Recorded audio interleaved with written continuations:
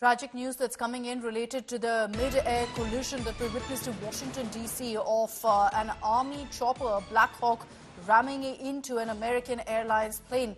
Now, the confirmation coming in from officials is that there are no survivors in this particular crash. Not surprising considering the kind of images that have emerged of the collision and the debris from the river. Let's get you the reaction that's coming from the Washington, D.C. fire chief who's been handling the rescue operations.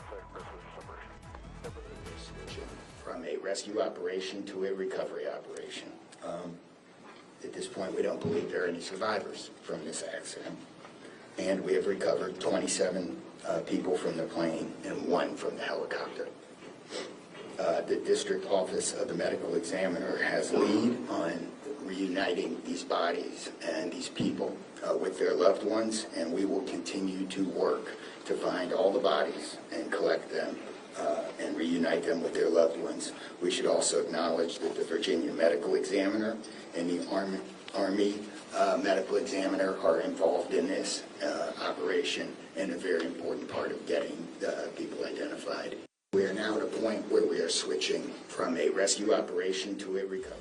So there you have the Washington, D.C. fire chief confirming that this is no longer a rescue operation but a recovery operation, meaning that the focus now shifts to pulling out all of the bodies. 27 bodies have been pulled out. Presumably the toll in this crash is 67. 64 were on board the American Airlines aircraft, and you had 3 on board the Black Hawk chopper. I want to bring in Shiv Arora for more details.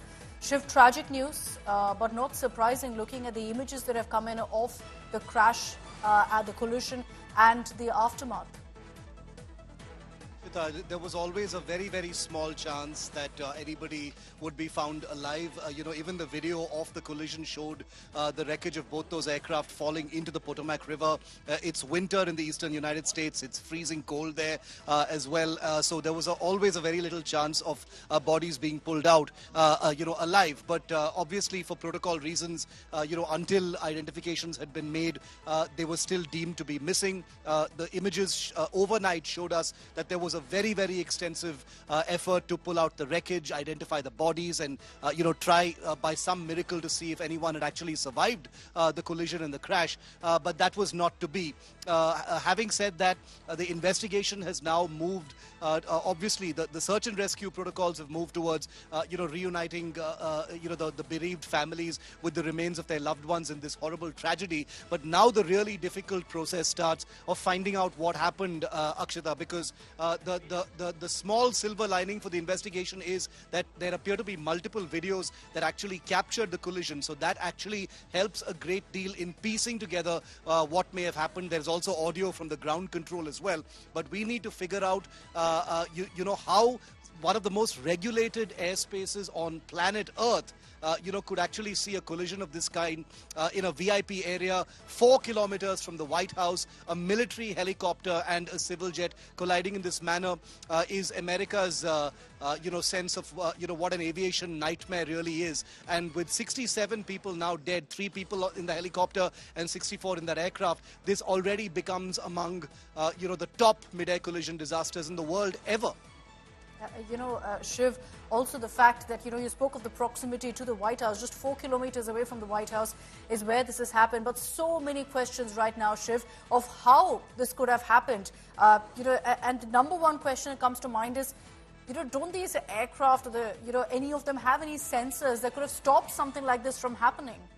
That is the loudest question everyone's asking, and it, strangely doesn't have an answer until the investigators actually get to the, the finer points of what happened in both the cockpits and the ground control. You're right. Both the helicopter and the aircraft have traffic collision avoidance systems, or TCAS.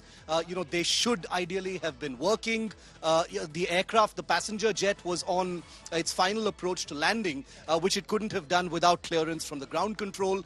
The air traffic control chatter was mainly between the helicopter and ground control, appearing to suggest, and we don't wish to speculate at all, that there was some kind of either a disorientation or a delay in obeying a command, or some kind of, error in that helicopter or in ground control, because the passenger jet, was moving towards landing. There was very little that passenger jet could have done, even if it had gotten a warning about proximity, because it had very little margin to turn or to, pitch up or, deviate from its flight path. This is extremely congested airspace, as I was saying, and therefore I think until the finer details of the flight data recorder and the communications are, made public, it's going to be very difficult to pinpoint exactly what happened. But even at this stage, looking at it from the outside, I can tell you this is going to be one nightmare of an investigation. Shiv, you've covered these kind of collisions before, and while I get that it's, far too early, far too premature to kind of even speculate on what led to this crash, you had President Donald Trump in his post indicating that it's the chopper's fault, questioning why the chopper didn't simply turn away, where you could see that there was a flight getting set to, land in that particular area. What do you make of that kind of a reaction? Do you think, prima facie right now, on the basis of the footage and what we know, that largely questions will be asked of really what the chopper pilot was doing? I would put that down to a Trumpism. As most people are calling it.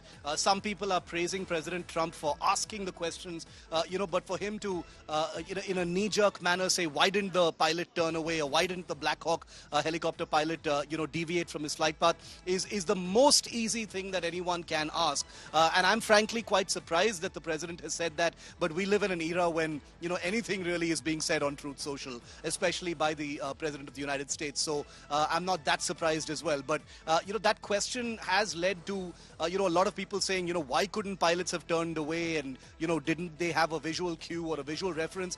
Much easier said than done. It was dark. There has been a suggestion that the Black Hawk helicopter was flying with its sensors off. We don't know that for sure.